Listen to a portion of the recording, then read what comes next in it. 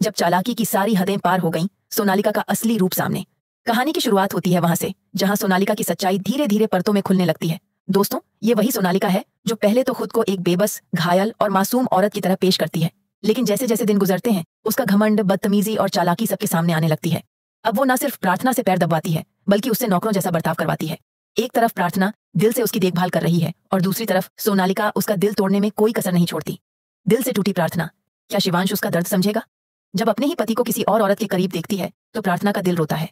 वो टूटती है, तड़पती है, लेकिन कुछ कह नहीं सकती, क्योंकि बुआ माँ हर बार उसे याद दिलाती हैं कि तू इस घर की बहू नहीं है, तू बस एक जिम्मेदारी है। बुआ माँ बार बार उसे उसकी जगह दिखा रही हैं, लेकिन क्या उन्होंने कभी सोचा कि इस लड़की ने क्या क्या सहा है इस रिश्ते को बचाने के लिए? अब प्रार्थना नहीं सहेगी। जब चलेगा चालों का हिसाब अब कहानी में आता है सबसे बड़ा मोड़। प्रार्थना को पता चल चुका है कि जो आग घर में लगी थी वो कोई हादसा नहीं था, बल्कि एक साजिश थी, और वो साजिश रची थी रौनक और पायल ने मिलकर।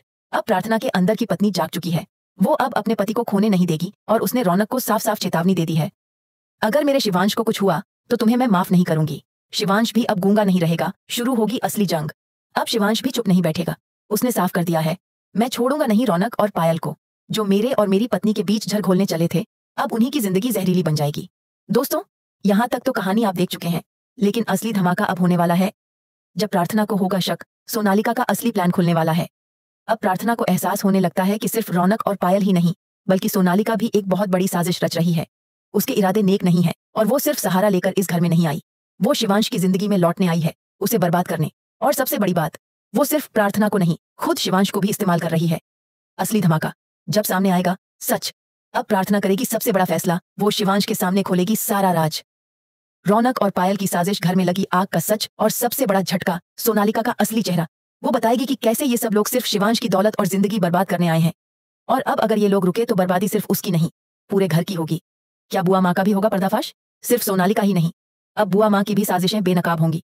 वो जो हमेशा प्रार्थना को नीचा दिखाने की कोशिश करती थी, अब उनका दोहरा चेहरा खुद शिवांश के सामने आने वाला है।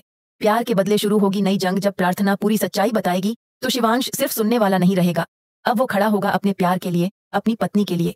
अब बुआ माँ, सोनालिका, रौनक और पायल सबके खिलाफ एक ही टीम बनेगी, शिवांश और प्रार्थना की। और यहीं से शुरू होगी असली कहानी, एक सच्चे रिश्ते की लड़ाई बनाम झूठी चालों का सामना।